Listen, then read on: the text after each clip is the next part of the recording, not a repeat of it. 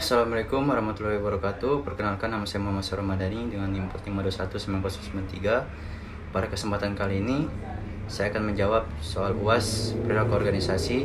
Yang pertama, jelaskan pentingnya menjaga nilai-nilai dalam perusahaan dan berikan alasannya. Pentingnya menjaga nilai-nilai dalam perusahaan memang harus sangat dipahami oleh seluruh karyawan. Yang sangat penting itu setiap karyawan dapat bersikap dengan baik sesuai dengan nilai-nilai perusahaan. Dan jika nilai-nilai budaya dalam perusahaan sudah diterima dan dihayati oleh para karyawan lainnya, berarti karyawan tersebut telah menginternalisasikan norma dan nilai budaya perusahaan, serta menghayati kesatuan dengan kelompok kerjanya dan seluruh komunitas perusahaan.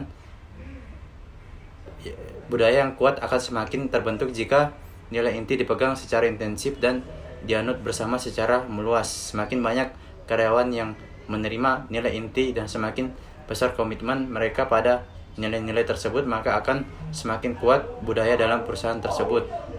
Selanjutnya, 2. Apakah perusahaan harus menjaga budaya organisasinya? Harus, karena budaya perusahaan atau organisasi sangatlah berperan penting dalam menciptakan kelancaran dalam segala aspek yang berjalan di perusahaan. Dan budaya organisasi di sini juga merupakan suatu identitas sebuah perusahaan. Dengan identitas perusahaan yang kuat, sebuah perusahaan tidak akan terpengaruh dalam hal budaya di luar perusahaan lainnya. Bahkan budaya perusahaan sangatlah berperan terhadap kinerja karyawan. Budaya perusahaan yang baik mampu membuat karyawan bekerja secara maksimal tanpa merasa tertekan dan dipaksa.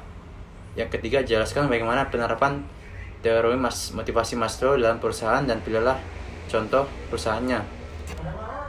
Penerapan teori hierarki kebutuhan Maslow pada perusahaan konstruksi, yaitu untuk menciptakan lingkungan yang motivasi bagi karyawan konstruksi, maka manajerlah harus memahami seluruh konsep dan teori motivasi bagi pekerja konstruksi. Kebutuhan seperti fisiologis meliputi upah gaji dan kondisi kerja, kebutuhan rasa aman meliputi keamanan kerja, manfaat lain seperti asuransi kesehatan dan kondisi kerja yang aman, kebutuhan sosial meliputi kerja tim dan aktivitas lain yang mengembangkan hubungan antar pekerja, kebutuhan penghargaan meliputi umpan balik yang positif dan kesempatan untuk mendapatkan keuntungan, kebutuhan aktualisasi diri seperti menciptakan tantangan-tantangan yang mendorong pada karyawan tersebut.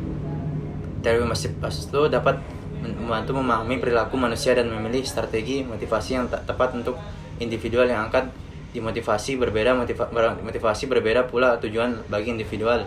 Reward atau pengembalian dalam bentuk uang mungkin saja penting dan bernilai bagi seseorang, tetapi bila jadi tidak bagi orang lain, hal tersebut harus dipahami sebagai perbedaan pekerja dan kebutuhan.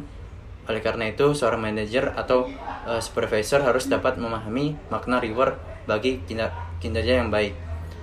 Maslow membagi kebutuhan manusia menjadi 5 hierarki. Maslow juga memisahkan 5 kebutuhan ke dalam urutan-urutan yang lebih tinggi dan lebih rendah. Kebutuhan fisiologis dan rasa aman yang didiskriminasikan sebagai kebutuhan tingkat bawah, lower of needness. Kebutuhan sosial atau penghargaan yang menciptakan aktualisasi diri sebagai kebutuhan tingkat atas, otherness. Perbedaan antara kedua tingkatan tersebut didasarkan pada dasar pemikiran bahwa kebutuhan tingkat atas dipenuhi secara internal di dalam diri seseorang, sementara kebutuhan tingkat rendah secara dominan dipenuhi secara eksternal oleh hal-hal seperti imbalan kerja, kontrak keterikatan kerja, dan masa jabatan karyawan. Teori hierarki kebutuhan Maslow dan komponen yang berurutan dari bawah, yaitu fisiologis, keamanan sosial, ego, penghargaan, aktualisasi diri, telah banyak memberikan kontribusi pada berbagai bidang kehidupan seperti manajemen, bisnis,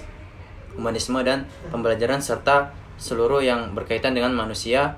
Terdapat juga 3 tantangan yang akan menguji teori Abraham Maslow. Yang pertama, perbedaan budaya. Bagaimanapun juga teori hierarki kebutuhan Maslow juga diciptakan di tengah masyarakat yang berbudaya individualistik, padahal ada juga masyarakat yang berbudaya kolektif. Yang keduanya adalah perubahan sistem kerja yang banyak menggunakan sistem kontrak pekerja paruh waktu. Hal ini menjadi tantangan tersendiri bagi hierarki kebutuhan Maslow, karena dengan demikian perusahaan tidak akan menciptakan lingkungan yang self actualization. Yang ketiga adalah penggunaan teknologi yang bisa Jadi pergeseran penting karyawan atau pekerja, sehingga kesempatan karyawan untuk mengekspresikan atau berkreasi menjadi berkurang. Yang keempat adalah pendekatan spiritual terhadap manusia atau pekerja.